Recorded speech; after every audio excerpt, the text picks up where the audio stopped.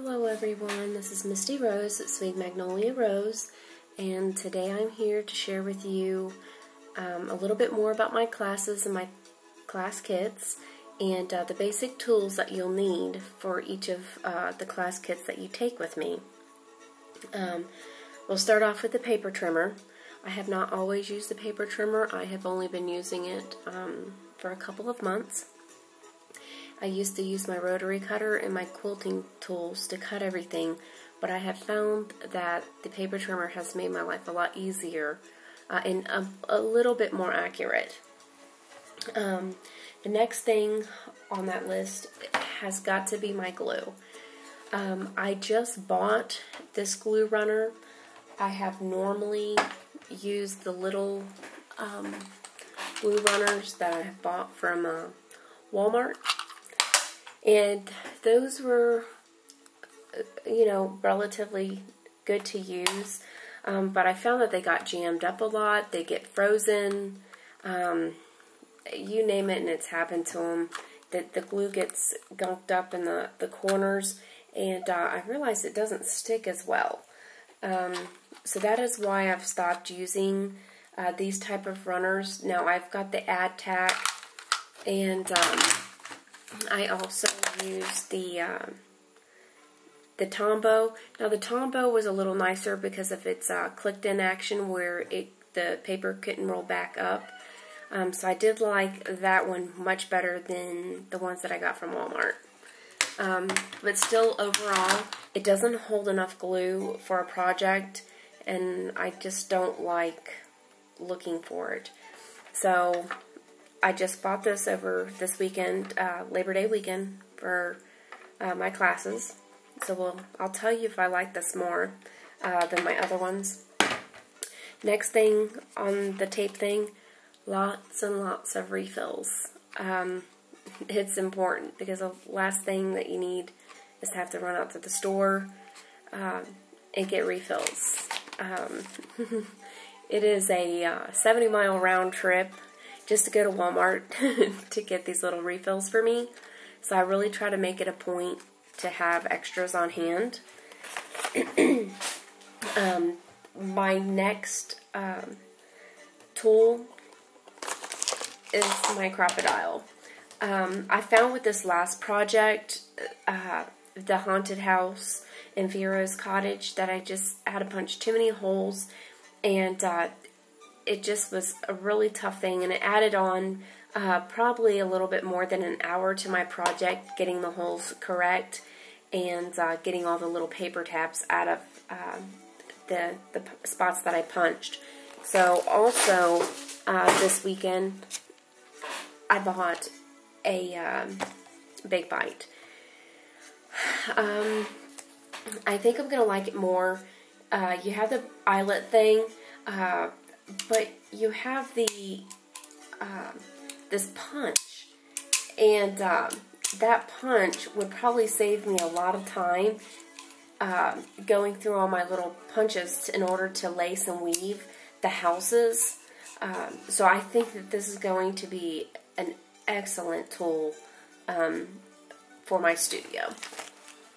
My next toolkit, I always use this. I probably use it for every creation that I make, and believe it or not, it's a jewelry kit. I absolutely love this kit, and I use it constantly. I mainly use the wire cutter part to my kit. I use this for every project, I can tell you that much. But I also use these pliers quite often.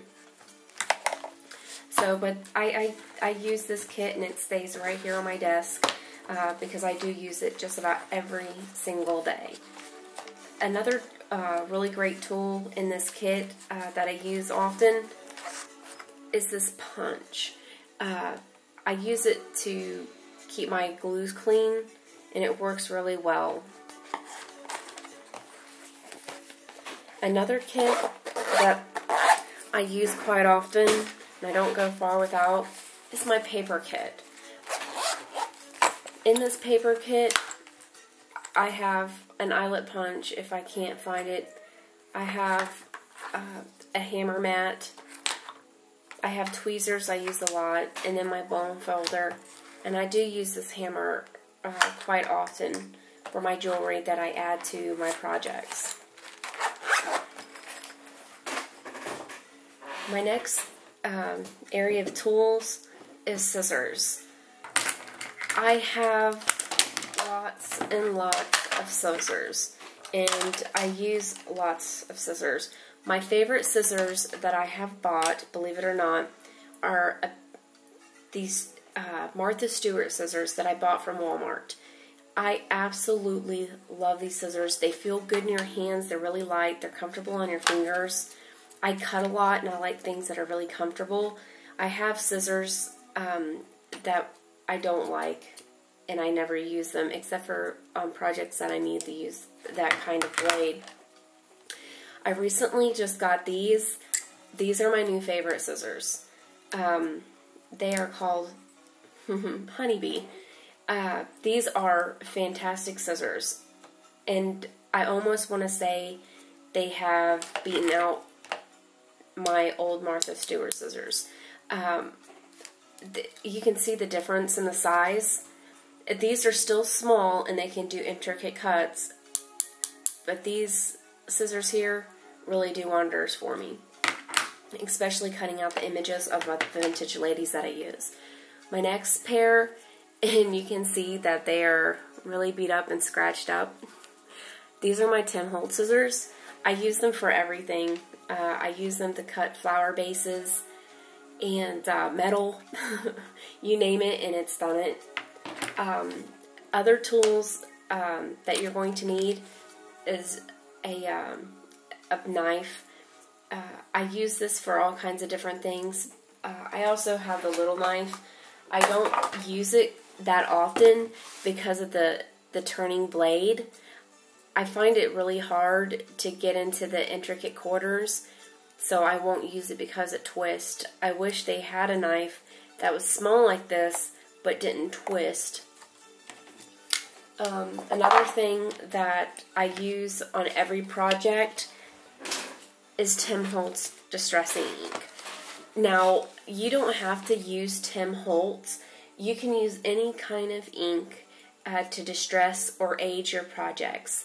I use pigment ink, I use Walmart ink, I use anything that I can get my hands on. So don't think you have to have Tim Holtz ink to create a look, because you don't. The most used colors of my Tim Holtz collection is walnut stain for sure. I use tea dye, antique linen, old paper, and frayed burlap. I bring these to each and every one of my classes. I don't go very far without them, and I have 2 of these at least, just because I use them that much. I do use tattered roses quite often, and I like the weathered wood, and I use those in spun sugar.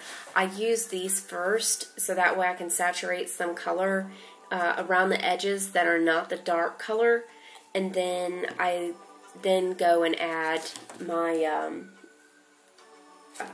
like old frayed paper or burlap or walnut stain after I use these. The next tool that I use for most of my projects are pieces of sponge. Do not go buy the expensive sponges. It's just a waste of money. I go buy the Walmart sponges. They're 99 cents. And then I tear chunks of them out. You'll find them hanging by the towel areas where they sell their towels and bathroom goods. And you just tear off a corner for each color that you're using. And this is my brown pigment foamy. And that's just all you need really to do any kind of edging or aging your projects. Well, I hope everyone has enjoyed this preview, and have a good day.